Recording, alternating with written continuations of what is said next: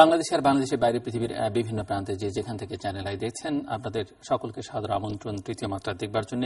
প্রিয় দর্শক, প্রতিদিনকার মতো একই পরিস্থিতি বর্ণনা করবার প্রয়োজন পড়ে না, কেননা পরিস্থিতির কোনো বদল হয়নি এবং কোথায় যাচ্ছি আমরা সেটিও মোটামুটিভাবে এখন পর্যন্ত অনিশ্চিত কবে এই অবস্থার শেষ হবে। বর্তমান পরিস্থিতি নিয়ে কথা বলবার জন্য আমার আজকের যারা অতিথি চলুন তাদের সঙ্গে পরিচিত হই। আমার একেবারে বায়ে বসা আছেন রাজনৈতিক পর্যবেক্ষক বিশ্লেষক ডক্টর মঞ্জুর আহমেদ চৌধুরী, তারপরে রয়েছেন জগন্নাথ বিশ্ববিদ্যালয়ের উপাচার্য প্রফেসর ডক্টর মিজানুর রহমান, আমার একেবারে ডানে বসা আছেন সিনিয়র সাংবাদিক আবু সাইদ খান এবং তারপরে রয়েছেন বাংলাদেশ জাতীয়তাবাদী দল বিএনপি নেতা এবং সাবেক মন্ত্রী অ্যাডভোকেট নিতা রায় চৌধুরী। স্বাগত আপনাদের চারজনকে স্টুডিওতে। যে প্রশ্নটা দিয়ে শুরু করতে চাই যে আপনাদের অভিজ্ঞতা, আপনাদের পর্যবেক্ষণ কি বলে যে পরিস্থিতির মধ্য দিয়ে বাংলাদেশ যাচ্ছে, এর অবসান কবে হবে? আমি এটি মিন করছি যে এই অবরোধ হরতালের শেষ কবে হবে, এই নাশকতা সহিংসতার শেষ কবে হবে, এই বিনা বিচারে যে হত্যাকাণ্ড, বিচার বহির্ভূত হত্যাকাণ্ড, তার শেষ কবে হবে? ডক্টর মিজানুর রহমান যদি শুরু করেন। ধন্যবাদ। একেবারে দিনক্ষণ দিয়ে মাঝে মধ্যে আমাদের রাজনীতিতে কথা বলা হয়, অমুক দিনের মধ্যে সরকারের পতন হবে, এগুলো আমরা মাননীয় সাহেবের আমল থেকে আরম্ভ করে এই সাম্প্রতিক গেল 4 তারিখ 10 তারিখ, সেগুলো আমি বলতে পারি না যে আমাদের কবে এগুলোর একেবারে একটা অবসান হবে। তবে যেটা খুবই উল্লেখ করার মতো সেটা হচ্ছে যে আমাদের রাজনৈতিক সংস্কৃতিতে কতগুলা বলা হয় উপকরণ, যেমন মশাল মিছিল, হরতাল, সমাবেশ, যেগুলো অনেকগুলোই আমাদের সংবিধানে স্বীকৃত অধিকার ছিল। এর মধ্যে ইতিমধ্যে যেগুলোকে আমরা অতি ব্যবহার করে অথবা অন্যায্য ব্যবহার করে অকার্যকর করে ফেলছি অলরেডি। এখন অবরোধ এবং হরতাল কোনটা, অবরোধ কোনটা, যানজট কোনটা, এখন আসার সময় যে যানজট অতিক্রম করে আমরা কিন্তু হরতালের মধ্যে আসি, কিন্তু হরতাল আর যানজট এগুলো এখন সমার্থক হয়ে যাচ্ছে। তো সেদিক থেকে আমি যেটা দেখতে পাই সেটা হচ্ছে যে সত্যিকারের রাজনীতি যেটা হওয়া উচিত ছিল, রাজনীতিটা কোথাও নাই। যেটা আছে সেটাকে এই অপরাজনীতি বলবো আমরা এই অর্থে, কারণ একেবারে বিশুদ্ধ কতটা সন্ত্রাস। আমরা যদি ইভেন রাজনৈতিক সহিংসতাও না, যেটা রাজনৈতিক সহিংসতা হয় দুইটা বিবদমান রাজনৈতিক দলের মধ্যে হয়, মাঝে মধ্যে মারপিট হয় এবং সেই মারপিট করতে গিয়ে হয়তো নিরীহ 2-1 লোক আহত হয় বা প্রাণও যেতে পারে, সেটা রাজনৈতিক সহিংসতা। কিন্তু এখন যেটা হচ্ছে কোথাও রাজনীতি আমাদের এই টকশোতে কিছুটা আছে, কেউ কেউ বলছে টকশোই এখন রাজনীতিকে বাঁচিয়ে রাখছে, আর কোথাও রাজনীতি বলতে কিছু নেই, যেটা আছে বিশুদ্ধ একদম সন্ত্রাস এবং টার্গেটেড সন্ত্রাস। কতগুলা মানে মিসক্রিয়েন্ট যাদেরকে মিডিয়াতে এবং পত্রপত্রিকা সব করে দুষ্কৃতিকারী বলা হচ্ছে, তারা ঘুমন্ত মানুষ বা বাসের ড্রাইভার, ট্রাকের হেল্পার, বালুর ট্রাকের হেল্পার, তাকে টার্গেট করে, এমন না যে তাকে অন্য কাউকে মারতে গিয়ে সে মারা পড়ছে। তো এটা আছে, আমার মনে হয় এটা যদি বিশুদ্ধ সন্ত্রাস হয়ে থাকে তো সেটা কোনো দেশেই একেবারে রাতারাতি সন্ত্রাস দমন হয়ে গেছে বা দমন করে ফেলতে পারবে আমি মনে করি না। একটা তো চেষ্টা সরকারকে করতে হবে, কারণ সরকারের দায়িত্ব হচ্ছে মানুষের জানমালের নিরাপত্তা দেয়া এবং সেখানে সরকারকে ব্যর্থ হওয়ার কোনো সুযোগ নেই।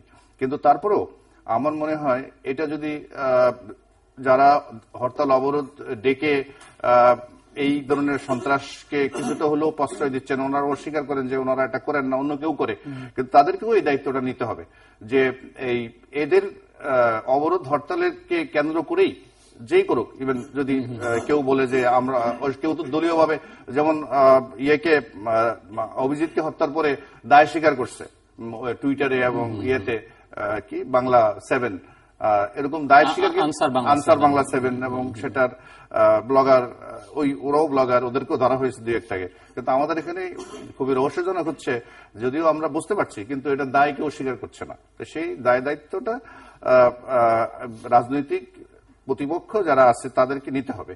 কিন্তু আমরা যারা এখানে আলোচনা করতে বসছি আমাদের অন্তত এই জিনিসটা বলতে হবে যে শুধুমাত্র আইন শৃঙ্খলা রক্ষাকারী বাহিনী অথবা কেবলমাত্র মাঠের রাজনীতি অ্যাক্টিভিস্ট তাদেরকে দিয়ে জিনিসটা হবে না। আমাদের একটা সামাজিকভাবে এই সন্ত্রাসের বিরুদ্ধে, একেবারে বিশুদ্ধ সন্ত্রাসের বিরুদ্ধে একটা সামাজিক সাংস্কৃতিক আন্দোলন গড়ে তুলতে হবে। এর বাইরে গিয়ে যদি কেবলমাত্র আমরা যদি কাউকে দায়িত্ব দিয়ে দেই যে তাদেরকে এটা সমাধান করতে হবে, আমি মনে করি না যে এটা খুব সহসাই এই সন্ত্রাস দূর হবে। সাম্প্রতিক বিষয় নিয়ে আমাদের মাননীয় উপাচার্য মহোদয় উনি চমৎকারভাবে আলোচনা করেছেন, কিন্তু আমি একটু ভিন্নভাবে কথাটা বলতে চাই। সেটা হচ্ছে মানে ওনার কথার সঙ্গে আপনি একমত, একটু ভিন্নভাবে বলতে চান?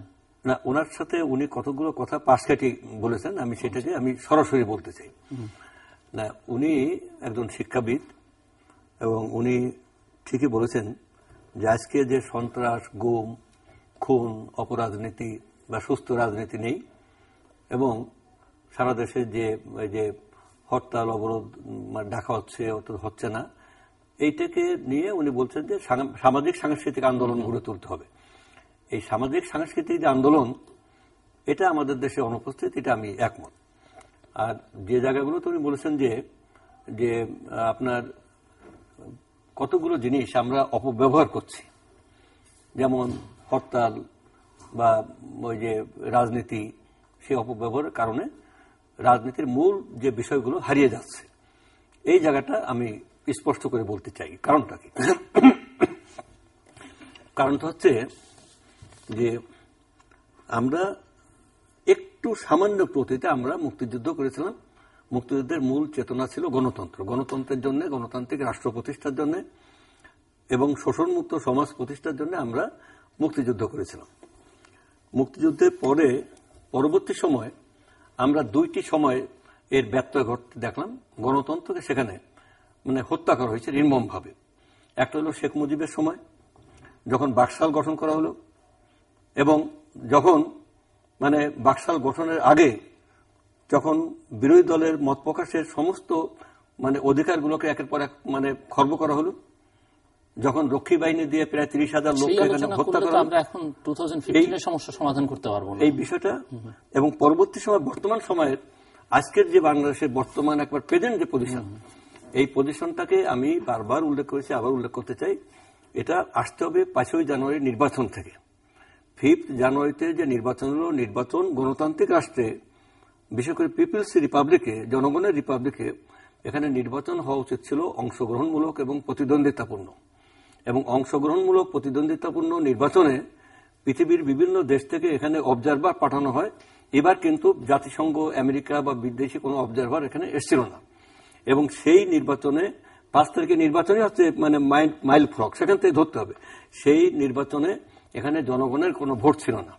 153 সিটে যখন বিনা প্রতিদ্বন্দ্বিতায় নির্বাচন হয়ে গেল, যখন 151 হলেই সরকার গঠন করা যায়, rule of majority, democracy is the rule of majority, তখনই এই সরকার ক্ষমতায় আসার জন্য অধিকারী হয়ে গেল।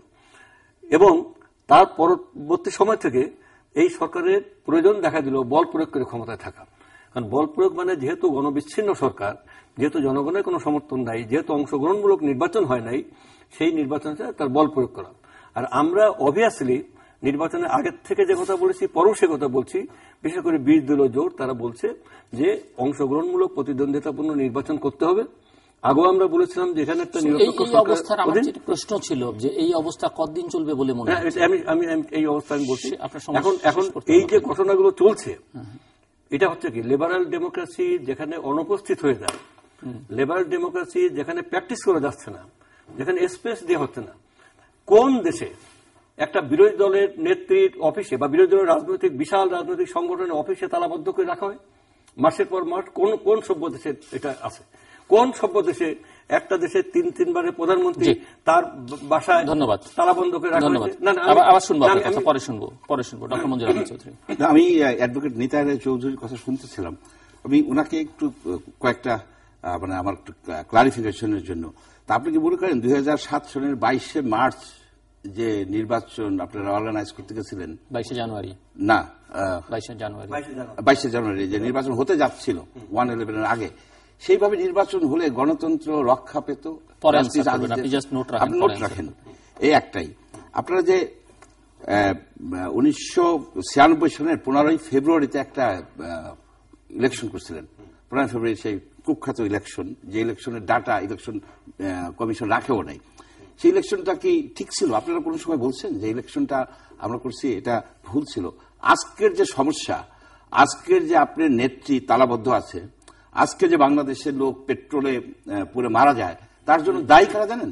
আপনি দায়ী, আপনার দল দায়ী, আওয়ামী লীগের নেতা নেত্রীরা দায়ী, আপনারা রাজনীতিবিদরা এই অবস্থায় আমাদের সাধারণ পাবলিককে এখন পেট্রোল দিয়ে পোড়াই মারতেছেন। আপনাদের কমন এনিমি হয়ে দাঁড়াইছে এই সাধারণ লোক, যারা হয় পেট্রোল বোমায় মরবে নাহলে ক্রস ফায়ারে মরবে। এর জন্য প্রথমেই আমি মনে করি কি রাজনীতিবিদদের একটা শিক্ষা নেওয়া উচিত এবং তাদের এটা বিশ্বাস করা উচিত। আপনি দেখেন যে এই যে 5ই জানুয়ারি নির্বাচন, 5ই জানুয়ারি নির্বাচন কিন্তু ওই সব নির্বাচনের ধারাবাহিকতা, এটাকে আপনি অস্বীকার করতে পারবেন না। এই জন্যই কিন্তু আজকে আমরা এই পরিবেশে পড়ে গেছি। এখানে দেখুন এই যে যারা পলিটিশিয়ানরা, যারা পাওয়ারে আছে এবং যারা পাওয়ারে নাই এবং পাওয়ারে যাওয়ার জন্য তারা মানে পায়তারা করতেছে, এরা একজন বলতেছে আপনি পেট্রোল বোমা মারেন, আরেকজন বলতেছে না আপনি পেট্রোল বোমা মারেন। কিন্তু এর বাইরের, এই রাজনীতিতে বাইরের কোন গ্রুপকে কিন্তু বলা হয় না। এই যে টিচার আছে, সাংবাদিক আছে, এই যে ডাক্তার আছে, ইঞ্জিনিয়ার আছে, এই আপনার কেমিক্যাল ইঞ্জিনিয়ার আছে, তাদের উপরে কিন্তু অভিযোগ নাই। তার মানে হচ্ছে কি? মানে হচ্ছে you politicians are killing us. Y?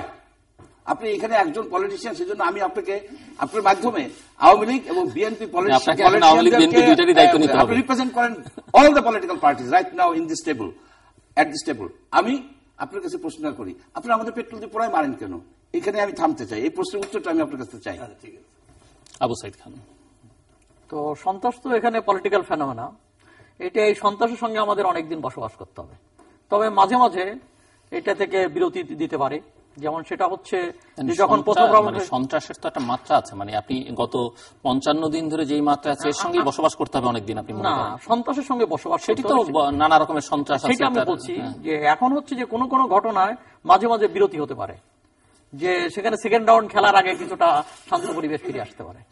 কিন্তু প্রথম রাউন্ডের এই খেলায় কেউ হারবেও না, কেউ জিতবেও না। কেননা হারতে হয় এবং জিততে হয় যে গণতান্ত্রিক স্পিড, হারার যে স্পিডটা এটা কারো নাই, কোনো দলের নাই। অতএব এখানে যে ক্ষমতা কেন্দ্রিক, যতক্ষণ আওয়ামী লীগ ক্ষমতায় আছে ক্ষমতা ধরে রাখার চেষ্টা করবে, আর বিএনপি ক্ষমতায় যাওয়ার চেষ্টা করবে। এখানে আদর্শবাদের কথা যেটা বলা হচ্ছে, এটা ততটুকু আদর্শবাদ যেমন আওয়ামী লীগ মুক্তিযুদ্ধের চেতনা বলে, মুক্তিযুদ্ধের চেতনা ততটুকু বলে যতটুকু বলে ক্ষমতা ধরে রাখা যায়। এবং বিএনপি গণতন্ত্রের কথা বলে, গণতন্ত্রের কথা ততটুকু বলে যতটুকু বলে সে ক্ষমতায় যাওয়া যায় এবং নির্বাচনের আয়োজনটা করা যায়। এর বাইরে কোনো আদর্শের ব্যাপারটা নেই। এবং এখানে গণতন্ত্র, মুক্তিযুদ্ধের চেতনা সবই এখন বুলিতে এবং স্লোগানে পরিণত হয়েছে। এই জায়গা থেকে উত্তরণ ঘটাটা দরকার। এখানে গণতন্ত্র কখনো ছিল না। এখানে গণতন্ত্রের লক্ষ্যে এখানে একটা ভোটতন্ত্র কায়েম হয়েছিল, মানে সরকার পরিবর্তন, শুধু নির্বাচন কেন্দ্রিক গণতন্ত্র। নির্বাচনের বাইরে গণতন্ত্র, গণতান্ত্রিক প্রতিষ্ঠানগুলো কিন্তু সেইভাবে কাজ করে নাই। তো ভোটতন্ত্রটা ছিল, তো সেই ভোটতন্ত্রটাও 5ই জানুয়ারি নির্বাচনের মধ্য দিয়ে সেই জায়গাটাও ফুটো হয়ে গেছে। এখন এই অবস্থাটা পরিবর্তনের জন্য যে গণতান্ত্রিক সহমর্মিতা, সমঝোতা, পারস্পরিক শ্রদ্ধাবোধ এটা নেই। এবং এখানে জিতার প্রচেষ্টা আছে, কিন্তু হারবার যে গণতান্ত্রিক ডক্টর মিজানুর রহমান কি মনে করেন? এই যে ধন্যবাদ। আমি একটু আপনি বলবেন, এই যে সমঝোতার কথা বললেন, সেই পথের সমাধান হবে নাকি সরকার প্রশাসনিক পদক্ষেপের মধ্যে দিয়ে সমস্যার সমাধান করতে পারবে? এখন যে সন্ত্রাসটা চলছে এটা এই মানে ঠিক খুব তাড়াতাড়ি করে কোন একটা সমঝোতার মাধ্যমে এটা সমাধান হয়ে যাবে আমি মনে করি না। কারণ এটার সাথে আন্তর্জাতিক সন্ত্রাসের সম্পর্ক ইতিমধ্যে স্থাপিত হয়েছে। কারণ বিশ্বের বিশেষ করে সিরিয়া থেকে আরম্ভ করে ইরাক থেকে আরম্ভ করে পাকিস্তান হয়ে যে সন্ত্রাস, এই সন্ত্রাসের সাথে এই সন্ত্রাসের লিঙ্কেজ ইতিমধ্যে হয়ে গেছে এবং তারা প্যাট্রোনাইজ করছে। আমি মঞ্জুল হাসানকে ধন্যবাদ যে আমরা সাধারণত ওই 15 ফেব্রুয়ারির একটা নির্বাচনের কথা বলি, 5 জানুয়ারি নির্বাচনের কথা বলি, কিন্তু 26 জানুয়ারি যে নির্বাচনটার কথা, জিল্লুরকে ধন্যবাদ, 22 জানুয়ারি সেখানে 164 জন বিনা প্রতিদ্বন্দ্বিতায় পাশ করে গেছিল। নিজামী এবং তারেক জিয়া সহ ওই নির্বাচনটা হইতে হয়নি, কিন্তু ওই নির্বাচনে নিজামী এবং তারেক জিয়া সহ 164 জন বিনা প্রতিদ্বন্দ্বিতায় পাশ করেছিল, এটা কেউ বলে না। আর যেটা সবচেয়ে গুরুত্বপূর্ণ বিষয় সেটা হচ্ছে এই নির্বাচন নিয়েই যদি এত কিছু হয়, অবশ্যই নির্বাচনটি নিয়ে প্রশ্ন করতেই পারেন, কিন্তু সমস্যাটা কোথায়? সমস্যাটা হচ্ছে এই নির্বাচনটি যে হলো না যেভাবে হওয়া উচিত ছিল, তো এর দায় দায়িত্বটা মানে কে নিবে? এই দায় দায়িত্বটা অবশ্যই যারা নির্বাচনে অংশগ্রহণ করে নাই তাদেরকেও নিতে হবে। এবং যদি এমন হইতো যে কখনো কখনো বলা হয় যে আমি জানি না মাননীয় প্রধানমন্ত্রী এরকম কথা বলছেন কিনা যে আপাতত একটা নির্বাচন করে ফেলি, পরে এটা নিয়ে নিয়ম রক্ষা নির্বাচন, এবং পরে আমরা নিয়ম রক্ষা নির্বাচন যদি ওনার দল মেনে নিত, ওকে আওয়ামী লীগ একটা নিয়ম রক্ষা নির্বাচন করে ফেলুক, আমরাও মেনে নিলাম, কিন্তু ওনারা তো মানেন নাই। 500 শিক্ষা প্রতিষ্ঠানে আগুন জ্বালিয়ে পুড়িয়ে দেওয়া হয়েছে, 176 জন প্রিজাইডিং অফিসারকে আহত করা হয়েছে, 2-3 জনকে হত্যা করা হয়েছে, পুলিশকে মারা হয়েছে, ওনার দলের লোকেরা তো করছে। অতএব এটা নিয়ম রক্ষা নির্বাচন তখন আর থাকে না। যদি এমন হইতো যে আওয়ামী লীগ একটা নিয়ম রক্ষা নির্বাচন করতেছে, ওনারা করতে দেয়, কিন্তু আপনারা তো করতে দেন নাই। ভোটের উপস্থিতির হার কম থাকার অন্যতম কারণ হচ্ছে জায়গায় জায়গায় ভোটারদেরকে বাধাগ্রস্ত করা হয়েছে, আসতে দেওয়া হয়নি, এবং পথে তাদেরকে মারা হয়েছে এবং হুমকি দেওয়া হয়েছে, এবং সংখ্যালঘুদেরকে বাড়ি থেকে বের হতে দেওয়া হয়নি। আপনি নিজেও এগুলো জানেন। সেই জন্য আমি বলছি যে এটা এখন ওই পর্যায়টা আমরা যদি বলি সেই পর্যায়টাই, কারণ এর মধ্যে সবচেয়ে উল্লেখযোগ্য একটা অংশ হচ্ছে ওনার 20 দলের এলো জামাতে ইসলামী। জামাতে ইসলামী একটা নির্দলীয় নিরপেক্ষ যে নির্বাচনের কথা বলে হোক হয়ে বিএনপি এদেশে আবার ক্ষমতায় আসুক, এটা এখন আর জামাতে ইসলামের লক্ষ্য না। জামাতে ইসলামের মূল ইমিডিয়েট হচ্ছে তাদের অস্তিত্বের, তাদের মূল্যকে আর ফিরিয়ে পাওয়া যাবে না, অন্তত বাকি যে গজন আছে এদেরকে যদি বাঁচানো যায়, এটা হচ্ছে তাদের লক্ষ্য। এখন এই ওদের ইলেকশন, নিরপেক্ষ নির্দলীয় ইলেকশনের জন্য এই সন্ত্রাস হচ্ছে না, হচ্ছে এই যুদ্ধ অপরাধীদেরকে বাঁচানো, আর এগুলো সবগুলোর সাথে ওই সিরিয়া এবং ইরাক এবং পাকিস্তানের যে সন্ত্রাসী গোষ্ঠীগুলো আছে এগুলোর সাথে লিঙ্ক দিতে হচ্ছে। আপনি কি আদৌ কোনো, আপনার কাছে পরে আসবো, সমঝোতা সংলাপের কোনো সম্ভাবনা দেখেন কিনা, বা প্রশাসনিকভাবেও সরকার এই সমস্যা সমাধানে মানে সামর্থ্য আছে কিনা বা করতে পারবে কিনা, সেটি আরেকটি ডক্টর মিজানুর রহমান যেটি বলেছেন যে এটি এখন সম্ভব নয়, কারণ এটি আন্তর্জাতিক সন্ত্রাসবাদের সঙ্গে যুক্ত হয়ে গেছে তিনি মনে করছেন। কথাটা ওইভাবে সত্য না। এখানে প্রশাসনিকভাবে খানিকটা নিয়ন্ত্রণ আনা যায়, কিন্তু এর গভীরে যে রাজনৈতিক সংকটটা আছে, এই সংকটটাকে জিয়ে রেখে প্রশাসনিকভাবে পুরাটা সমাধান হবে না। বারবার এটা উস্কে উঠবে, বারবার ভিতর থেকে এটা উগলে উঠবে। এটা হচ্ছে একটা রিয়েলিটি। আর একটা ব্যাপারটা হচ্ছে যে এখানে বিএনপির যে জায়গাটা, যে বিএনপির যে একটা অংশগ্রহণমূলক নির্বাচন, মানে তার দাবির ভিতরে এই জায়গাটাকে তারা পিন পয়েন্টেড করেছে, এটার একটা যুক্তি আছে, কিন্তু তারা ভুল পথে অগ্রসর হচ্ছে এবং ভ্রান্ত পথে পেট্রোল বোমা, সহিংসতা, জামাতের হাত ধরে অগ্রসর হতে গিয়ে তারা একটা যৌক্তিক দাবিকেও তারা গ্রহণযোগ্য করতে পারেনি। এটা হলো সমস্যাটা। আর একটা হচ্ছে যে তারা এক ধরনের সহিংস পরিবেশ সৃষ্টি হয়েছে, এ দায়টা বিএনপি এড়াতে পারে না। এখন প্রশ্নটা হলো যে এর সঙ্গে অন্যরাও তো ঢুকে যেতে পারে, হ্যাঁ সেটাও পারে, এটা আমি অস্বীকার করছি না, কিন্তু প্রশ্ন হচ্ছে প্রধানত এই দায়টাকে বিএনপিকে নিতে হবে। আর একটা হচ্ছে যে সরকার যে পথে অগ্রসর হচ্ছে এই পথে এর কোনো সমাধান সম্ভব না। এটা হলো প্রশাসনিক দায়িত্ব, তাকে গ্রহণ করতে হবে, জনগণের জানমালের নিরাপত্তার জন্য তাকে কঠোর থেকে কঠোর হতে হবে। এই ব্যাপারে আমি আপনার কি মনে হয় যে এই যে কোর্ট থেকে দুটো ভিন্ন ভিন্ন আদেশ, একটি হচ্ছে বেগম জিয়াকে গ্রেফতারের যে ওয়ারেন্ট, কিংবা আরেকটি হচ্ছে তার কার্যালয়কে তল্লাশি করবার যে নির্দেশ, এগুলো পরিস্থিতিকে কোনোভাবে, এইটা আমি আসছি যে এখন হলো সরকারকে সহায়তা করবে কিনা পরিস্থিতি নিয়ন্ত্রণে। হ্যাঁ, এখন হলো আদালতের ব্যাপারে, এক্সিকিউশনে গেলে। আচ্ছা, এবার আমি আসি যে আদালতের ব্যাপারটা নিয়ে আমার কোনো বক্তব্য নেই, আদালতের জায়গা থেকে কাজ করবে। কিন্তু আমার প্রশ্নটা হচ্ছে যখন একই মামলা 1-11 দেওয়ার মামলায় গুলোতে যখন সরকারি দলের নেতারা তাদের অভিযোগ থেকে তারা যখন খারিজ পেয়ে গেছেন, তারা যখন অব্যাহতি পেয়েছেন, কেবলমাত্র বিরোধী দলের ওপর যখন তাদের এইটাকে ট্রায়ালগুলো হচ্ছে, তখন এই মামলাগুলোকে জনগণের কাছে এটা এক ধরনের নিপীড়নমূলক বলে প্রতীয়মান হতে পারে। ব্যাপারটা সেখানেই। তারা হলে আদালত তো আদালতের মতো রায় দিতেই পারত। অতএব সেই জায়গা থেকে সরকারকে বুঝতে হবে যে তাকে এমন কিছু এক্সিকিউশনে যাওয়া উচিত না যা পরিস্থিতি নতুন মাত্রা যুক্ত হবে। আর একটা হলো মিজানুর রহমান সাহেব যেটা বলেছেন যে এর সঙ্গে আন্তর্জাতিক সন্ত্রাসের যোগ হয়ে গেছে, এটাকে কিন্তু আমি এইভাবে দেখতে চাই না। এখানে আমাদেরকে বুঝতে হবে যে বিএনপির দুটো দিক আছে। একটা হলো বিএনপি যে 30% লোক ভোট পায়, এরা এখানকার মানুষ, এবং এদের সঙ্গে আওয়ামী লীগের জনগোষ্ঠীর কোনো চরিত্রগত পার্থক্য নাই। তারা সবাই এখানে একই সংস্কৃতি বিশ্বাস করে, একই ধরনের জীবন আচার, একই ধরনের, তারা শহীদ মিনারে যায়, জাতীয় স্মৃতিসৌধে ফুল দেয়, রবীন্দ্রনাথ সেটা একটা ব্যতিক্রমধর্মী ঘটনা। দলের প্রতিনিধি গেছেন, হ্যাঁ গেছে। আমি বলছি এই জনগোষ্ঠী একটা। আর একটা হচ্ছে যে এর সঙ্গে এই মুভমেন্টের সঙ্গে জামাত যুক্ত হয়েছে, এবং জামাতের সঙ্গে এক ধরনের সন্ত্রাসবাদী যোগ থাকতে পারে। কিন্তু বিএনপির জামাত বহির্ভূত যে বিএনপি একটা বিরাট অংশ আছে যারা নরমপন্থী, তাদেরকে চরমপন্থী বললে বোধহয় অন্যায় হয়। মঞ্জুর আহমেদ চৌধুরী। না, এখানে কয়েকটা বিষয় উঠে এসেছে যে সমস্যার গভীরে যে রাজনীতি আছে সেটা আমাদের স্বীকার করতেই হবে। আমরা এখন যেটা দেখতেছি এটা হচ্ছে সিমটম অফ এ ডিজিজ।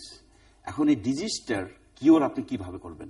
সংলাপের কথা বারবার ফিরে আসে, দেশি বিদেশি বহু লোকে এই সংলাপের কথা বলা হয়, কিন্তু বাংলাদেশে এই দুই দলের ভিতরে কখনোই কোনো সংলাপ সাকসেসফুল হয় নাই।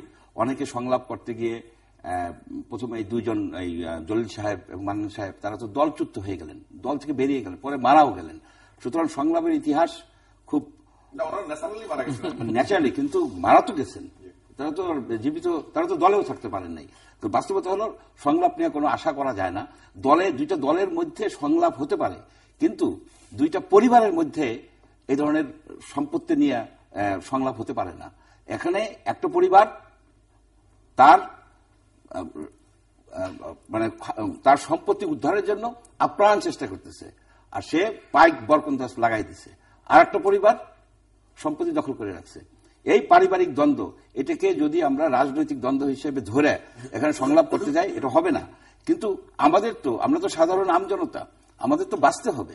বাঁচার আমি মনে করি কি একটা উপায় আছে, আইনের শাসন প্রতিষ্ঠা করা। আমার কথাটা আমাকে যদি একটু 1 মিনিট হয়তো বেশি সময় দিতে হবে। আইনের শাসন প্রতিষ্ঠা করা, এই মাধ্যমেই আপনি এটাকে পারবেন। আইনের শাসন প্রতিষ্ঠা করা বলতে আমি একটা জিনিস বুঝাই, কয়েকটা জিনিসই বুঝাই। যেমন ধরেন এই যে পেট্রোল বোমা যারা মারতেছে তাদেরকে কি ধরা যায় না? তাদেরকে ডেফিনেটলি ধরা যায়। তাদেরকে কি বিচারের আওতায় আনা যায় না? ডেফিনেটলি আনা যায়। কিন্তু সেরকম রাজনৈতিক সদিচ্ছা কখনো ছিল না, এখন আছে কিনা আমি জানি না, থাকতে পারে। কিন্তু আপনি দেখেন 2004 সনের 4 জুন যে 11 জন লোক আপনার দোতলা বাসে শেরাটনের সামনে যে পুড়ে মারা গেছে, তারপরে 2004, এখন হচ্ছে 2015, এই 11 বছরে 2-3টা সরকার গেছে, কিন্তু সেই হত্যাকাণ্ডের, এটা আমি হত্যাকাণ্ড বলবো, এটা কোনো ক্লিয়ার টেরোরিজম, কোনো বিচার হয়েছে? হয় নাই। এই যে 2013 সনে যখন পেট্রোল বোমা দিয়েই প্রচুর মানুষ মারা হয়েছে, বিভৎস, নারকীয়। এই স্বাধীন বাংলাদেশে একটা লোক সে বাসে যাবে, ট্রেনে যাবে, তার সেই স্বাধীনতা আছে, কিন্তু সেই স্বাধীনতা কি রক্ষা করা গেছে? তাকে পুড়িয়ে মারা হয়েছে, নারী পুরুষ নির্বিশেষে। আমরা তার কি বিচার করেছি? আমি চ্যালেঞ্জ করে বলতে পারি যে তাদের এই 2013 সনের এই হত্যাকাণ্ডগুলির পেট্রোল বিচার করা হয় নাই। যার কি হয়েছে, যার ফলে হয়েছে এখনো আবার মারতেছে। যদি আইনের শাসন, আপনি আইনের শাসনের প্রসঙ্গে বলছেন, আমি আরেকটি মিনিট বাড়িয়ে দিলাম, নির্ধারিত সময় আপনার শেষ, মানে বাড়তি যে সময়টুকু চাইছিলেন সেটি দিলাম। আপনি দেখেছেন যে ব্যবসায়ী 4টি সংগঠনের একটি রিটের প্রেক্ষিতে গতকাল আদালত কেন অবরোধকে অসাংবিধানিক ঘোষণা করা হবে না এবং হরতালের মতো কর্মসূচিতে সরকারের যে নিষ্ক্রিয়তা, সেটি কেন এই নিষ্ক্রিয়তা, সেটির জবাব চেয়ে রুল ইস্যু করেছে। এই বিষয়ে আপনার মতামতটা কি? এটা আমার কাছে মনে হয় কি যে কোথাও কি কোনো আইনে আছে যে হরতালের সময় পেট্রোল বোম মারতে পারে? আপনি যে জিনিসটা ফ্রম দ্য ভেরি বিগিনিং, এটা একটা ইলিগাল, একটা টেরোরিস্ট অ্যাক্ট, এটা তো দরকার নাই। আপনি তো কোথাও একটা লোক হরতাল করবে কিন্তু সে পেট্রোল বোমা মারবে, এটাকে আইন দ্বারা নিষিদ্ধ করার কোনো কোশ্চেনই ওঠে না, কারণ জিনিসটা বিগিনিং এ নিষিদ্ধ। আমি যেটা আইনের শাসনের কথা বলতেছিলাম, শুধু সংক্ষেপে বলবো যে আইনের শাসন বলতে বোঝানো হবে যে এই যে আপনি ক্রস ফায়ার করতেছেন, আপনি বলতেছেন যে 3টা ছেলে তারা গণপিটুনিতে মারা গেছে, তাদের বডিতে টোটাল 56টা গুলি পাওয়া গেছে, এটা কি গণগুলি হয়েছে? এইখানে এই ক্রস ফায়ারের মৃত্যুগুলিকে যদি আইনের মাধ্যমে ঠেকাতে পারেন, তাহলে এই আইনের শাসন প্রতিষ্ঠিত যদি হয়, তাহলে দেখা যাবে কি যে আমাদের এই সমস্যা কিছুটা হলেও সমাধান হবে। অ্যাডভোকেট চৌধুরী, 3 জনের বক্তব্য শুনলাম। মূল সমস্যা আমাদের সাংবাদিক আবু সাইদ সাহেব বলেছেন, মূল সমস্যা হচ্ছে রাজনৈতিক, এবং আর সবগুলো হচ্ছে সিমটম অফ এ ডিজিজটা হচ্ছে রাজনৈতিক। আমরা আমাদের মানে রাজনীতি যদি নিরপেক্ষভাবে দেখি, তাহলে দেখা যাবে যে আজকে বিএনপির চেয়ারপারসন বেগম খালেদা জিয়া এবং 20 দলীয় জোটের নেত্রী, এখানে কিন্তু কোন রাজনৈতিক ক্ষমতায় যাওয়ার জন্য এই আন্দোলনটা কিন্তু এই 20 দল করছে না। বিএনপির মূল লক্ষ্য কিন্তু মানে ক্ষমতায় যাওয়া না, একটা আদর্শগত লড়াই এখানে হচ্ছে। আদর্শগত লড়াইটা কি? আমরা জনগণের এই রাষ্ট্রে জনগণের অংশগ্রহণমূলক একটা নির্বাচন চেয়েছিলাম। ওই নির্বাচনে কেন আমরা অংশগ্রহণ করি নাই? কারণ সেই নির্বাচনের আগে যে 15th অ্যামেন্ডমেন্ট করা হয়েছিল, সেই 15th অ্যামেন্ডমেন্টে এমন পরিস্থিতি তৈরি করা হয়েছিল that the parliament election will be held 90 days before dissolution of parliament. আমরা এটা মেনে নিই নাই। আমরা তখন বলছেন যে নিয়ম রক্ষা নির্বাচন, আমাদের ভিসি সাহেব বললেন যে আমরা কেন মানলাম না। তখন পৃথিবীর সমস্ত রাষ্ট্রই বলেছিল যে যারা অবজারভার পাঠায়নি, এখানে জাতিসংঘ অবজারভার পাঠায়নি, আমেরিকা পাঠায়নি, ইউরোপীয় ইউনিয়ন পাঠায়নি, তখন শুধুমাত্র বলা হয়েছিল যে লেট দেয়ার বি ইলেকশন, তার মানে এরপরে আবার নির্বাচন হবে। কিন্তু নির্বাচনের পরে যত দিন যাচ্ছে তত গণতন্ত্রকে সংকুচিত করা হচ্ছে।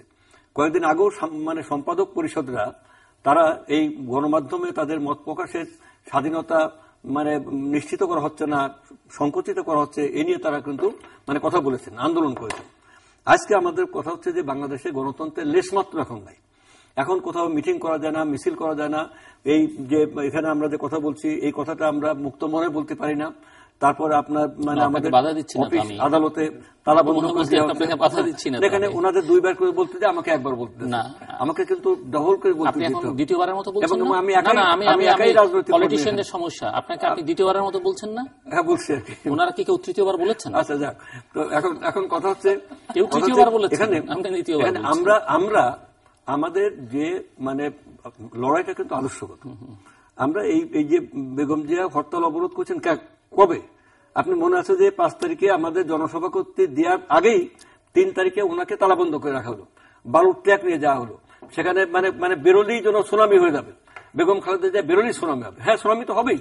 কারণ হচ্ছে কি, বেগম জিয়ার পক্ষে দেশে জনগণ আছে। কোকর জানা যায় সেদিন দেখেন নাই 20 লক্ষ লোক এখানে হয়েছিল কেন? আজকে বাংলাদেশে সাংবাদিকরা যেটা এস্টিমেট করে, নট লেস দ্যান। এখন কথা হচ্ছে যে আমাদের ওই যে এখন 4 তারিখে কি বেগম জিয়া বেরোচ্ছেন? আমাদের বিশিষ্ট রাজনৈতিক বিশ্লেষক মঞ্জু ভাই বেগম জিয়া কি তারিখে আদালতে যাচ্ছেন? ওনাদের 2 জনের 2টো কথা উত্তর দেওয়া আছে এখানে। উনি বললেন যে 22শে জানুয়ারি নির্বাচনের আগে, সেদিন আমার সাথে ওই যে কামরুল ইসলাম সাহেব খাদ্যমন্ত্রী আর আমি 2 জনে একটা টক শোতে ছিলাম এতে। উনি বললেন যে 22 তারিখে নির্বাচনের আগে 80 জন বিনা প্রতিদ্বন্দ্বিতায় নির্বাচিত হয়েছেন। আজকে ভাইস চ্যান্সেলর সাহেব বলেন number that election was intercepted by the third force. সেই ইলেকশন কিন্তু কুড নট বি হেল্ড।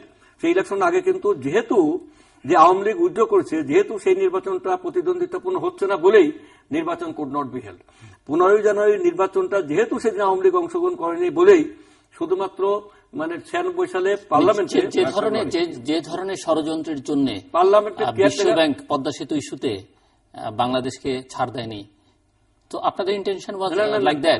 না, সেখানে আপনারা তো ছাড় দিতে পারেন না। আমি বলছি দেখেন, এটি ডক্টর মিজানুর রহমান ডাইরেক্টলি বলেছেন যে আপনাদের ইন্টেনশন থার্ড ফোর্স যদি সেখানে ইন্টারভেন না করতো, কথা বলছি না, আমি ইন্টারভেন না করলে তো আপনারা সেই নির্বাচন করতেন। যে কারণে ওই নির্বাচনগুলো লাস্টিং করে নাই, ঠিক একই কারণে এই নির্বাচনটা লাস্টিং। আজকে যদি বর্তমান সরকারের যদি থার্ড ফোর্সের কথা বলছেন না, আপনার 22শে জানুয়ারি ইলেকশন থার্ড ফোর্স না হলে তো 164 জন নিয়ে সরকার গঠন করে আপনি চালাতেন। 22 থার্ড ফোর্স এসেছিল তো, যদি সেইখানে নির্বাচন তো হয় নাই, তো আমি বলছি নির্বাচন হয় নাই, তাহলে দ্যাট ওয়াজ এ রং ইয়ে। ঠিক তেমনি এবারও যেহেতু বিরোধী দল অংশগ্রহণ করেনি, আজকে গণতন্ত্রের প্রতি শ্রদ্ধাবোধ থাকলে এই সরকারের ইমিডিয়েটলি পদত্যাগ করে থার্ড ফোর্সের ইন্টারভেনশন দরকার। আমি থার্ড ফোর্স বলছি না, আমি বলছি যে না, কালকে যেমন প্রধানমন্ত্রী বলেছেন, কালকে প্রধানমন্ত্রী রামুতে একটা সমাবেশে 10ম পদাতিক ডিভিশনের পতাকা উনি সেখানে বলেছেন যে দেশের বহুবার উনি বলেছেন যে দেশের গণতন্ত্র নিয়ে ষড়যন্ত্র হচ্ছে, সেনাবাহিনীকে গণতন্ত্র রক্ষার জন্য সতর্ক থাকতে হবে। If that been the case, উনি যদি মনে করেন যে গণতন্ত্র নিয়ে ষড়যন্ত্র হচ্ছে, কিছুই ষড়যন্ত্র। আমরা তো বলছি যে গণতন্ত্রে নির্বাচন করেন।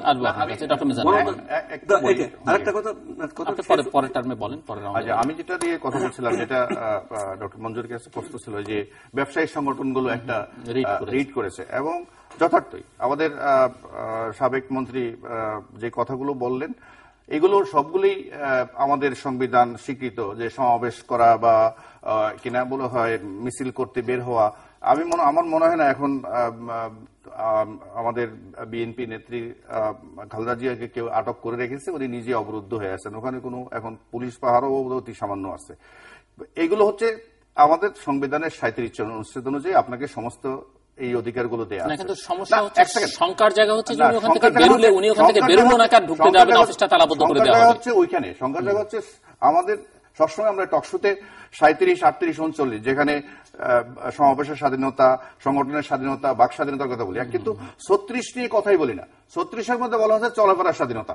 আপনি এই অবরোধ, আমি জানি না মহামান্য সুপ্রিম কোর্ট কেন এই রুল জারি করতেছে, সেটা হচ্ছে সরাসরি 36 ধরে ওটা নিষিদ্ধ করতে পারে। 36-এ বলা আছে বাংলাদেশের কোন নাগরিককে এইভাবে অর্থাৎ অবরোধ সব আপনি আমি যেটা বলি, যেটাকে আপনি অসহযোগ করতে পারেন, মহাত্মা গান্ধীর অসহযোগ আন্দোলন। আপনি বিএনপি আবেদন জানাইতে পারে যে সমস্ত মিল, কারখানা, কর্মচারী, সরকারি অফিস কেউ যাবেন না, সরকারি অসহযোগিতা করেন।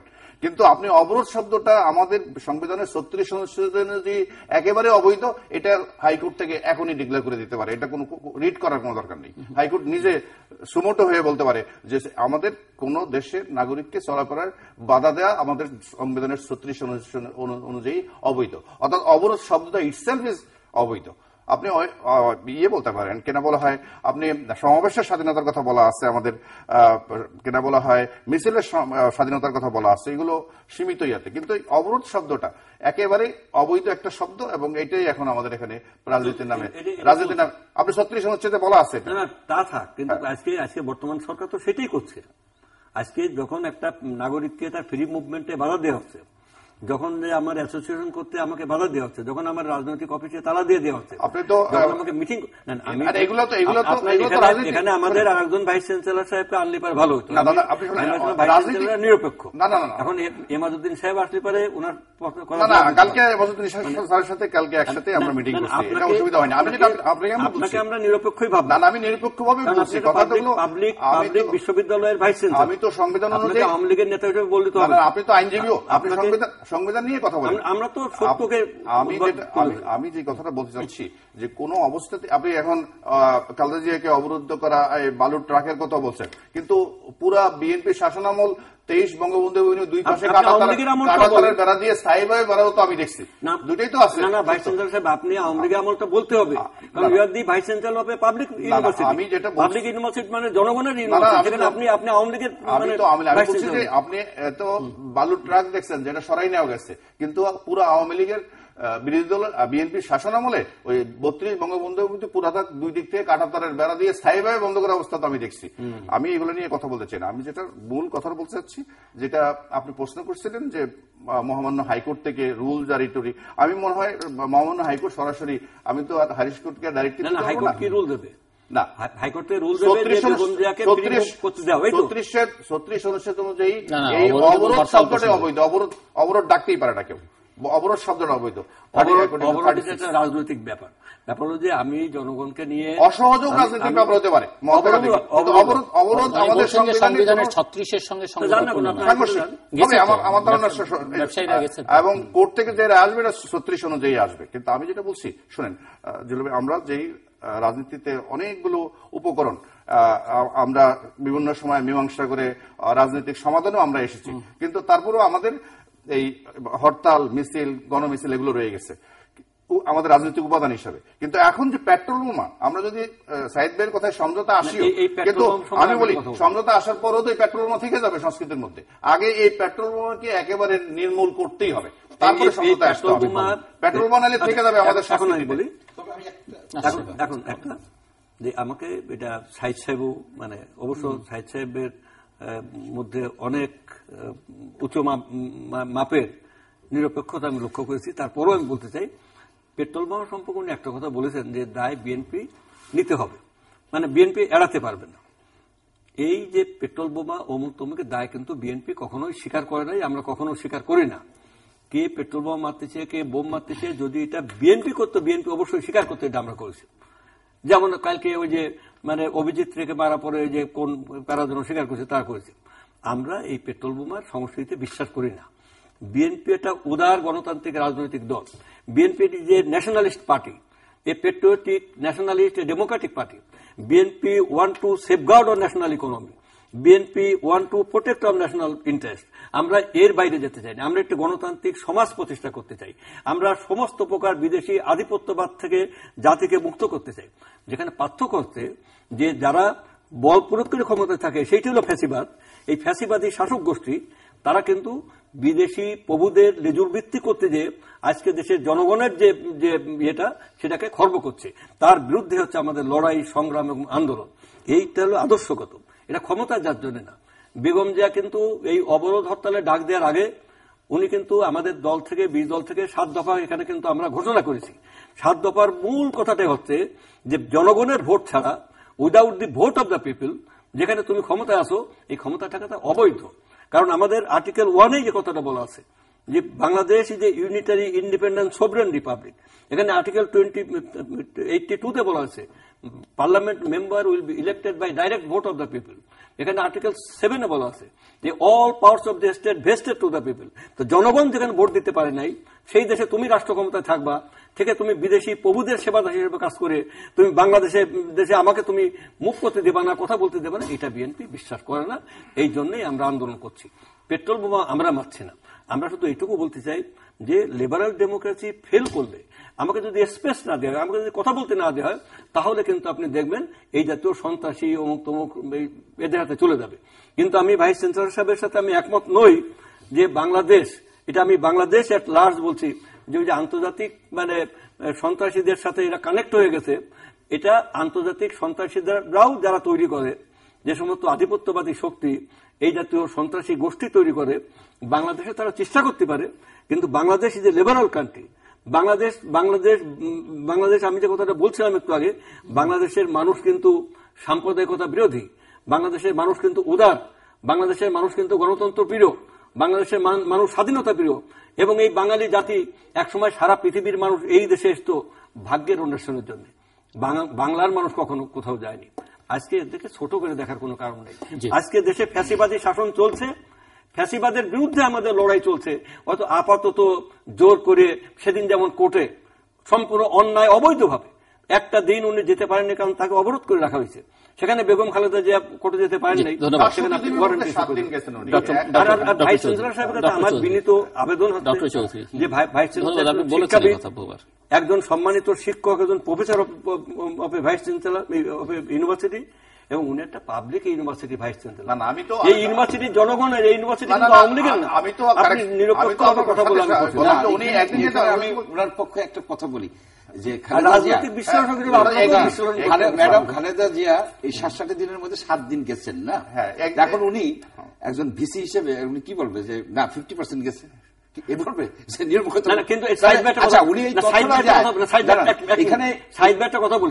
উনি বলেছেন যে 111-এর সময় যে সমস্ত মোকদ্দমা জরুরি সরকার করেছিল, মঈনুদ্দিন ফখরুদ্দিন সরকার, আওয়ামী লীগ ক্ষমতা এসে সমস্ত মামলা তুমি তুলে নিয়ে গেলে, শুধু বেগম খালেদা জিয়া এবং বিএনপির কয়জনের মামলার কি মেরিট আছে? বলেন মামলার কি মেরিট আছে? খালেদা জিয়ার এগেইনস্টে যে মামলা হচ্ছে কোনো মেরিট নাই, মেরিট নাই, মেরিট নাই, মেরিট নাই। তাহলে যাই বললেই তো হয়, কোথায় বলবো? আপনি 60 দিনের মধ্যে আপনি যাচ্ছেন না, এখানে কোর্ট তো কন্ট্রোল কোর্ট। তাহলে একজন লয়ার হিসেবে আপনি বলতেছেন, একজন আইন প্রণেতা হিসেবে আপনি বলতেছেন বাংলাদেশের কোর্ট সিস্টেমের উপরে আপনার আস্থা নাই। Is it right? মানে এখন তো কোর্টকেও কন্ট্রোল করা হচ্ছে। আপনি একজন অ্যাডভোকেট, তাহলে আপনি বলেন বাংলাদেশ এই সব কিছুর জন্য আমরা গণতান্ত্রিক সংগ্রাম করছি। আমি যে আসল প্রশ্ন যেটা জানতে চাচ্ছিলাম, আপনি কিন্তু এই টোটাল পেট্রোল মারা ছাড়াকে একজন সাপোর্টই করে গেলেন, সাপোর্ট করেন। আমরা মানছি যে এই পেট্রোল মারার জন্য বর্তমান সরকার দায়ী। সরকার কেমনে? সরকার যদি আমাদেরকে মিটিং করতে দেয়, মিছিল করতে দেয়,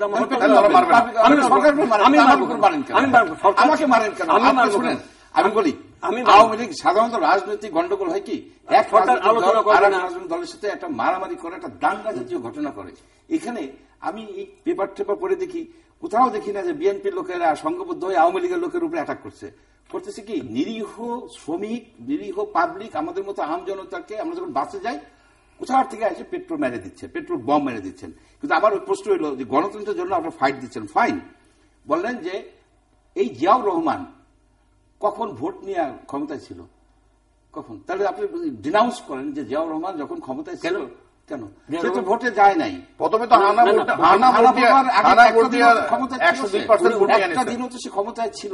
আপনি দেখেন যুক্তিতে আসবে না, জিয়া রহমান ভোট নেই। প্রথমে জিয়া রহমান সিপাহী জনতা উনি বলছেন যে হানা ভোটের আগে তো উনি হানা ভোটও যৌক্তিক হিসেবে ধরে নেয়, গ্রহণযোগ্য মনে করা, তার আগ পর্যন্ত যেটুকু ক্ষমতায় ছিলেন সেটি তো ভোট ছাড়া ছিলেন, সেটি বলছেন তাকে ক্ষমতা আনা হয়েছিল। ক্ষমতায় কারা আনছিল? তখন সিপাহী জনতার বিদ্রোহ হয়েছে, দেখেন থিওরিটিক্যাল আলোচনা তাহলে কি বন্দুক ধরে সিপাহীরা ওই আলোচনায় এত অল্প সময় সমাধান হবে না। সুতরাং হানা ভোট 98.3 না 4% ভোট পাইছিল জিয়াউর রহমান, তারপরে বলছে কি যে 1% ভোট দেয় নাই কেন? শুনেন, সত্যকে সত্য বলেন। যে জিনিসটা হচ্ছে আমাদের রাজনীতি পচে গেছে, গলে গেছে। আমাদের রাজনীতি গলার আরম্ভ হয়েছে কবে থেকে? গলার চতুর্থ বাকশাল ফরমেশন থেকে। তা ঠেকান নাই কেন তখন? কে ঠেকাবে? কারণ আপনার ঠেকান নাই কেন?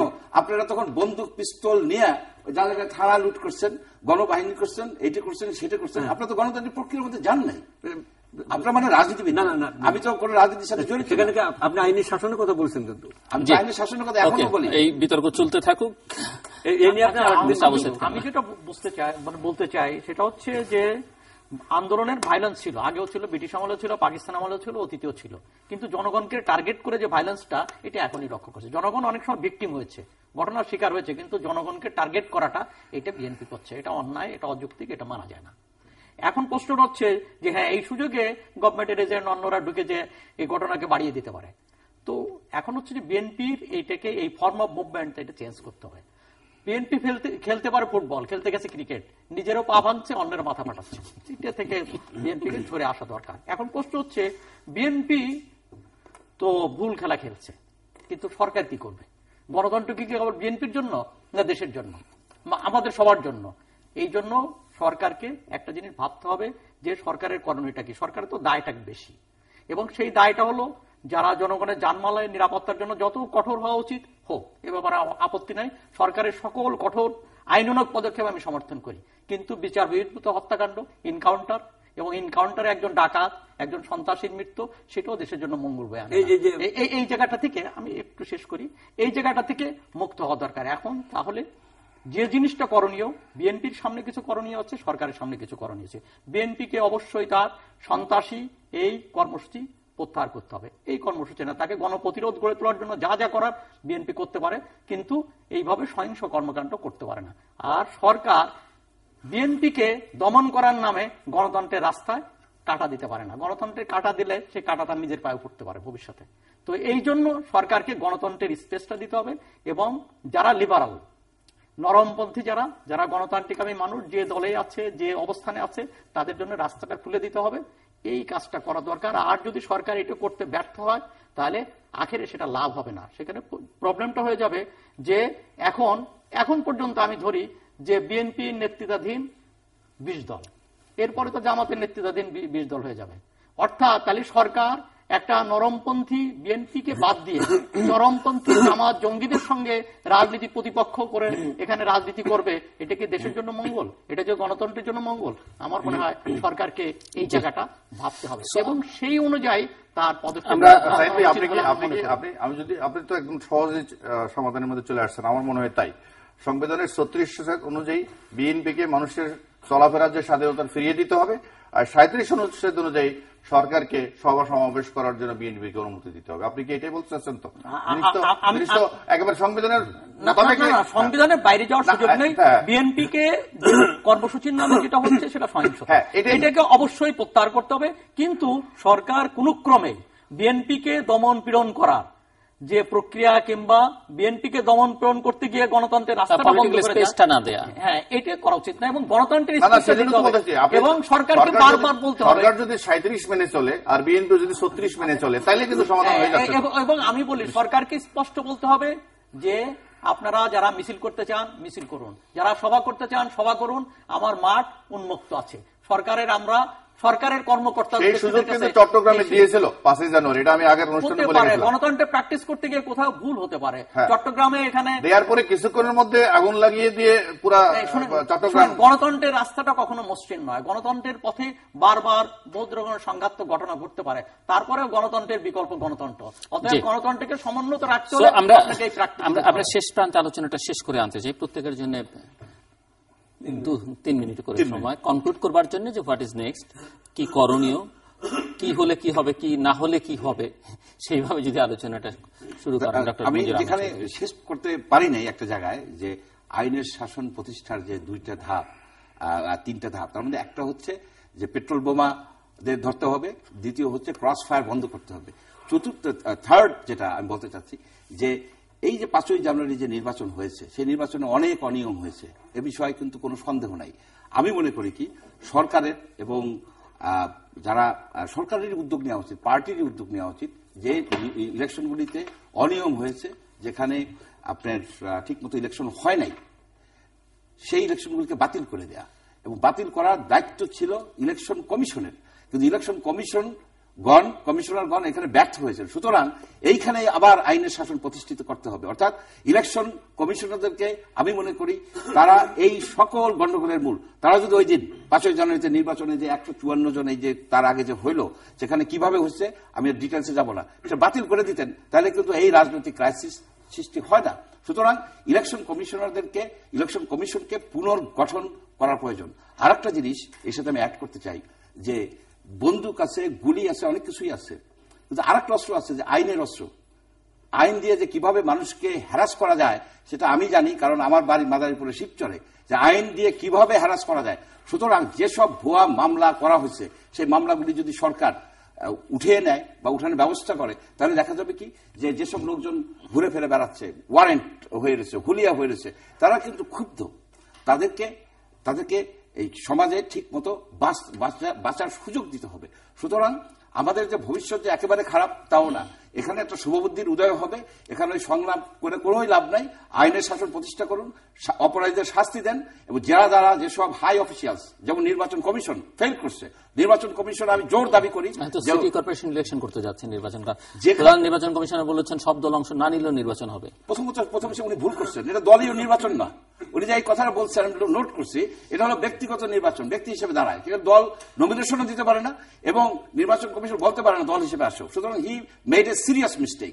সেকেন্ড থিং হচ্ছে, যেখানে কৌশলে আমাদের নাহিদ সাহেব কৌশলে ম্যাট্রিক পরে এসএসসি পরীক্ষা করাই দিচ্ছেন, সেইখানে আপনি একটা সিটি কর্পোরেশনের নির্বাচন করবেন, এটা কোন ধরনের পাগলামি না, এটা একটা যোগ জাতির সাথে, এটা আমি বুঝতে পারি না। সুতরাং আমি মনে করি কি, আমি ব্যক্তিগতভাবে একজন নাগরিক হিসেবে মনে করি নির্বাচন কমিশনকে পুনর্গঠন করা উচিত, জাতির এগিয়ে যাওয়ার স্বার্থে আমাদের করতে হবে। ধন্যবাদ মিস্টার আবু সাইদ খান। আচ্ছা, আমার বক্তব্যটা হচ্ছে, আমি এইভাবে সোজা বুঝি, বিএনপি আওয়ামী লীগ দুটা প্রতিদ্বন্দ্বী দল, এবং তাদের মানে বিভিন্ন পরিসংখ্যান থেকে দেখা যায় যে ভোট প্রায় সমান সমান, একজন কিছুটা ভোট বেশি পাওয়ার কারণে ক্ষমতা যায়, আর একজন কিছুটা ভোট কমে যাওয়ার কারণে তো ক্ষমতায় যেতে পারে না। তো বিএনপিকে বাদ দিয়ে যদি আওয়ামী লীগের ভোট বেশি পাওয়ার কারণে ক্ষমতায় যায় এরকম ব্যাপারটা না, আসন সংসদীয় আসন বিন্যাসগুলো বেশি পাওয়ার কারণে। আমি রাইট, আপনি যেটা বলেছেন, একসময় দেখা গেছে যে আওয়ামী লীগ ভোট বেশি পেয়েছে কিন্তু আসন কম পেয়েছে, তাহলে আসন বেশি এই জন্য ক্ষমতায় যায়। এই জন্য আমার বক্তব্যটা হচ্ছে যে আওয়ামী লীগ সংসদে, বিএনপি রাস্তায়, এখানে অস্থিরতা বন্ধ হবে না, রাজনৈতিক দুর্যোগ থামবে না। আবার বিএনপি সংসদে, আওয়ামী লীগ রাস্তায়, দুর্যোগ থামবে না। অতএব দুটো দলকে সংসদে নিতে হবে। আর দুটো দল সংসদে গেলেই যে এখানে সংসদ কার্যকর হবে তাও হবে না, এখানে ভারসাম্য হারায় যাবে, এখানে দুই দলের কাছে জিম্মি হয়ে যাবে। সেই ক্ষেত্রে হচ্ছে যে এখানে ভোটিং পদ্ধতিকে পরিবর্তন করে একটা ভারসাম্যপূর্ণ সংসদের জন্য যারা জনপ্রতিনিধিত্বশীল আইনের পরিবর্তন করতে হবে, এবং যেমন এখানে সংখ্যানুপাতিক প্রতিনিধিত্বের মধ্য দিয়ে ছোট ছোট দল, দেশপ্রেমিক মানুষ, তাদেরকেও সংসদে আসার সুযোগ দিতে হবে। তাহলে একটা ভারসাম্যপূর্ণ সংসদ হতে পারে এবং গণতন্ত্রের প্র্যাকটিসের জায়গাটা তখন খানিকটা প্রশস্ত হবে।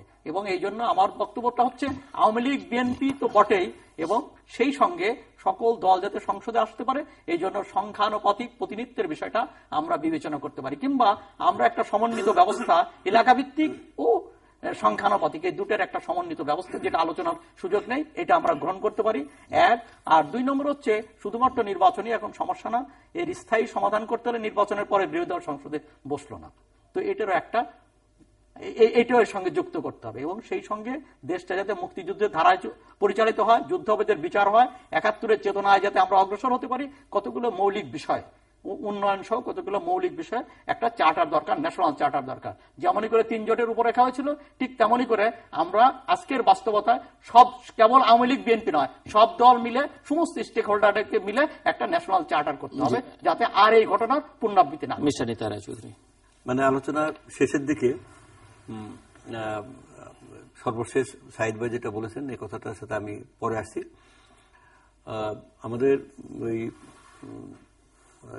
ডক্টর মঞ্জুর আহমেদ সাহেব, ডক্টর মঞ্জুর আহমেদ সাহেব যে কথা বলছেন যে ক্রস ফায়ার বন্ধ করতে হবে, এবং সাইদ ভাই বলছেন যে মিথ্যে মকদ্দমায় গণতন্ত্রে স্পেস দিতে হবে। আজকে মানে আমি আবার দ্ব্যর্থহীনভাবে বলছি যে বর্তমান সময়ের যে সংকট, যে সর্বগ্রাসী সংকট জাতিকে আজকে ঘিরে ধরেছে, এই সংকট হচ্ছে রাজনৈতিক সংকট, এবং এই রাজনৈতিক সংকট মোকাবেলা করতে গেলে রাজনৈতিক সংলাপ এবং আলোচনার দরকার, এবং অবশ্যই রাজনীতিবিদদের সাথে, দুই বিরোধী দল এবং ওনার সাথে আমি একমত, আরো ব্যাপকভাবে করে একটা ন্যাশনাল চার্টার করেই রাজনৈতিক আলোচনা করা প্রয়োজন, এটা আমি মনে করি। দ্বিতীয় কথা হচ্ছে যে আজকে বর্তমান বাংলাদেশে গত কিছুদিন ধরে আমরা দেখছি প্রতিদিন ক্রস ফায়ার করে মানুষ মারা হচ্ছে। কয়েকদিন আগে আমার এলাকায় মোশের নাম করে একটা ছেলেকে, মানে একটা ভূমিহীন কৃষকের ছেলে, তাকে পুলিশ ধরে নিয়ে যে প্রকাশ্যে গুলি করে তারে মানে ক্রস ফায়ার করে মেরেছে। এখানে বাংলাদেশের প্রত্যেক অঞ্চলে গ্রামের পর গ্রাম ধরে সেখানে মানুষ পুরুষ শূন্য গ্রাম, সেখানে পুরুষরা ঘরে থাকতে পারছেন না। এখানে বাংলাদেশে যে কয়জন মানে সিটি কর্পোরেশনে মেয়র নির্বাচিত হয়েছে, বিএনপির মেয়র যারা নির্বাচিত হয়েছেন তাদের বিরুদ্ধে মিথ্যে মামলা মোকদ্দমা দিয়ে সবকে মানে কাউকে জেলে পড়া হয়েছে, 2 জন জেলে আছে, কেউ পালিয়ে বেড়াচ্ছে, এবং তাদেরকে মানে ইয়ে করা হচ্ছে, মানে তাকে মেয়র থেকে বরখাস্ত করার প্রক্রিয়া শুরু হয়েছে। অধিকাংশ উপজেলা চেয়ারম্যান, তার মধ্যে আমারও এলাকার একজন উপজেলা চেয়ারম্যান মুজাফফর হোসেন টুকুর সহ আমাদের বিভিন্ন সারা বাংলাদেশের উপজেলা চেয়ারম্যানদের বিরুদ্ধে মিথ্যে মোকদ্দমা দিয়ে তারা মানে বাড়ি ছাড়া হচ্ছেন। হাজার হাজার মানুষকে মিথ্যা মোকদ্দমায় মানে জড়িয়ে দেওয়া হচ্ছে, এবং গুম খুন অত্যাচার নির্যাতন করছে। এবং এই জায়গা একেবারে সম্পূর্ণরূপে আওয়ামী লীগের দলীয় ক্যাডাররা তারা বাড়ি বাড়ি যে বাড়ি ভাঙচুর করছে, অগ্নিসংযোগ করছে, বাড়িঘর গুড়িয়ে দিচ্ছে। ভাইস চ্যান্সেলর সাহেব এখানে আসেন, এখানে ছাত্রলীগের 2 গ্রুপের টেন্ডারবাজির জন্য, তাদের বন্দুক যুদ্ধের জন্য জাহাঙ্গীরনগর ইউনিভার্সিটি বন্ধ হয়ে যাচ্ছে, জগন্নাথ বিশ্ববিদ্যালয় কখনো বন্ধ কখনো খোলা, এটা হচ্ছে, কখনো ঢাকা বিশ্ববিদ্যালয়ে হল দখল নিয়ে এই সমস্ত ঘটনা ঘটছে। আজকে এগুলো আপনারা দেখছেন না। এখানে আমরা শুধু গণতন্ত্র মানে উদ্ধারের কথা বলছি, শুধু গণতন্ত্র উদ্ধার এর একমাত্র সমাধান না। একমাত্র সমাধান উনি যে কথাগুলো বললেন, এইটা করতে হবে, ওইটা করতে হবে, নির্বাচন কমিশন বাতিল করতে হবে, ভালো কথা, কিন্তু কে করবে? এটা একমাত্র করতে পারে জনগণের প্রতিনিধিত্বশীল পার্লামেন্ট। আগে let there be parliament election. আপনার 2008-এর নির্বাচনও কিন্তু এদেশের জনগণের ভোটে শেখ হাসিনা ক্ষমতা আসেনি, ওটা প্রজেক্ট নির্বাচন ছিল। মঈনুদ্দিন ফখরুদ্দিনের বিদেশিদের প্রজেক্ট গভর্নমেন্ট, তারা যে 2008-এ যে প্রজেক্ট নির্বাচন মানে রচনা করেছিল, সেই নির্বাচনে আপনার আওয়ামী লীগ ক্ষমতা এসেছিল। সেদিন বিএনপি জামাত কিন্তু পায়নি। নির্বাচন করতে হবে। প্রথমে বলছি, আমি এই আগামী 20 তারিখে আমার উপাচার্য হিসেবে 2 বছর পূর্ণ হবে। আমার জগন্নাথ বিশ্ববিদ্যালয়ে একদিনের জন্য ক্লাস বন্ধ হয়নি, আর এই বিএনপির হরতাল অবরোধের কারণেও আমার একটি ক্লাস পরীক্ষা কোনো কিছু বন্ধ করা হয়নি। আমি বরং সাইদবের কথাটাই গুরুত্ব দিচ্ছি। আমাদেরকে 71-এর মুক্তিযুদ্ধের চেতনায় ফিরে আসতে হবে, আর 71-এর চেতনা ফিরে আসতে গেলে কেবলমাত্র নির্বাচন না নির্বাচন কমিশন এই নিয়ে আলোচনা করলে আমাদের আলোচনাটা শেষ হবে না। মানে আমাদের আলোচনাগুলো আরো দীর্ঘ, আমরা ক্ষমতা আসার জন্য না, ওনারা উন্নয়নের জন্য করতেছেন, তো ক্ষমতা যাওয়ার জন্য না। সমস্ত উন্নয়নের পথ রুদ্ধ করে দিয়ে সমগ্র জাতি অর্থনীতিকে জিম্মি করে এখন যদি আমরা উন্নয়নের কথা বলতে থাকি তাহলে এক কথা। আর কিন্তু আমি যেটা সাইদ ভাইয়ের কথা গুরুত্ব দিচ্ছি, এই মানে আমাদের আলোচনাটা শুরু করতে গেলেই আমাদের কিন্তু বহুমাত্রিক কতগুলো বিষয়। আপনি 1975-এর 15ই আগস্টের পরে মুক্তিযুদ্ধের চেতনা বিরোধী শক্তি একেবারে উল্টে দেওয়া, যেই দ্বিজাতি তথ্যর ভুল ভ্রান্তির উপর ভিত্তি করে পাকিস্তান নামক রাষ্ট্র প্রতিষ্ঠা হয়েছিল, সেটার বিরুদ্ধে সংগ্রাম করেই তো আমাদের ৭১ স্বাধীনতা মুক্তিযুদ্ধের সচেতনা বলতে একটা ধর্মনিরপেক্ষ রাষ্ট্র, আর সেটাকে ৭৫-এর 15ই আগস্ট বঙ্গবন্ধু হত্যা এবং জিয়া রহমানের রাষ্ট্র ক্ষমতা দখলের মধ্য দিয়ে এই জামাত, বিএনপি, শিবির এদেরকে পুনঃপ্রতিষ্ঠার বহুদলীয় গণতন্ত্র প্রতিষ্ঠা তো আসলে কিছুই না। জামাত শিবিরের পুনঃপ্রতিষ্ঠার মধ্য দিয়ে আমাদের মুক্তিযুদ্ধের চেতনাকে বুলন্ডিত করা হয়। পরবর্তী পর্যায়ে আরো দুঃখজনক ঘটনা 21শে আগস্টের গ্রেনেড হামলার থেকে আরম্ভ করে এমন কতগুলো তিক্ত ঘটনা এখানে আছে, এটা ঐতিহাসিক ঘটনা। আপনি এগুলোর শুরুয়া না করে আমরা যদি কেবলমাত্র একটা নির্বাচন হলে দেশের এই জাতির সংঘাত বা এই যে আজকের যে সাংঘর্ষিক অবস্থা এটা দূর হবে আমি মনে করি না।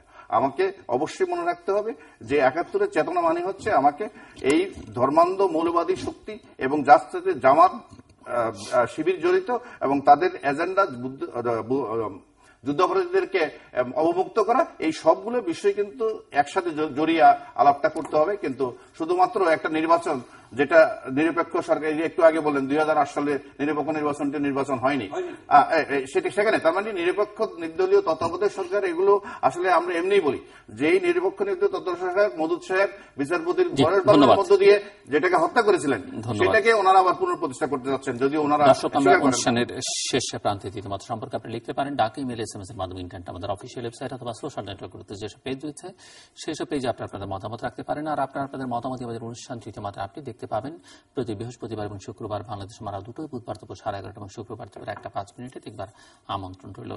অ্যাডভোকেট নিতা রায় চৌধুরী, মিস্টার আবু সাইদ খান, ডক্টর মঞ্জুর আহমেদ চৌধুরী এবং ডক্টর মিজানুর রহমান, অসংখ্য ধন্যবাদ আপনার চারজনকেই। দর্শক মণ্ডলী, আমার অতিথিদের সবাই অবশ্য এই বক্তব্যগুলোর সঙ্গে একমত না হলো মূল সুর যেটি এই আলোচনার এই চারজনের মধ্য থেকে বের এসেছে সেটি হচ্ছে যে এখানে রাজনীতির নামে যা হচ্ছে সেটিকে আসলে রাজনীতি বলা যাবে না, অন্তত রাষ্ট্রবিজ্ঞানের সংজ্ঞায় এটি রাজনীতি। অনেক হয়তো বলতে পারেন রাজনীতি মানে কৌশলের খেলা, কাজে এটিকে রাজনীতি বলা যাবে, কিন্তু সেক্ষেত্রে হয়তো যোগ করতে হবে এটি অপরাজনীতি, কিংবা এই রাজনীতিতে কোনো গণতন্ত্র নেই, মানে গণতান্ত্রিক রাজনীতি বলতে যেটি বোঝায় সেটি এখানে অনুপস্থিত। এবং মুক্তিযুদ্ধের চেতনা বা গণতন্ত্র এই শব্দগুলো আমাদের রাজনীতিকরা মূলত কেউ কেউ বলবার চেষ্টা করেছেন এখানে ক্ষমতায় থাকা কিংবা ক্ষমতায় যাওয়ার জন্য ব্যবহার করেন। তাদের বিশ্বাসের মধ্যে কতটা তারা লালন করেন সেটি নিয়ে যথেষ্ট সংশয় রয়েছে। এবং রাজনীতিবিদরা বাংলাদেশকে এখন এমন একটা জায়গায় এনে দাঁড় করিয়েছেন সেখানে তাদের কমন শত্রু হয়ে দাঁড়িয়েছে বাংলাদেশের সাধারণ মানুষ, বাংলাদেশের জনগণ।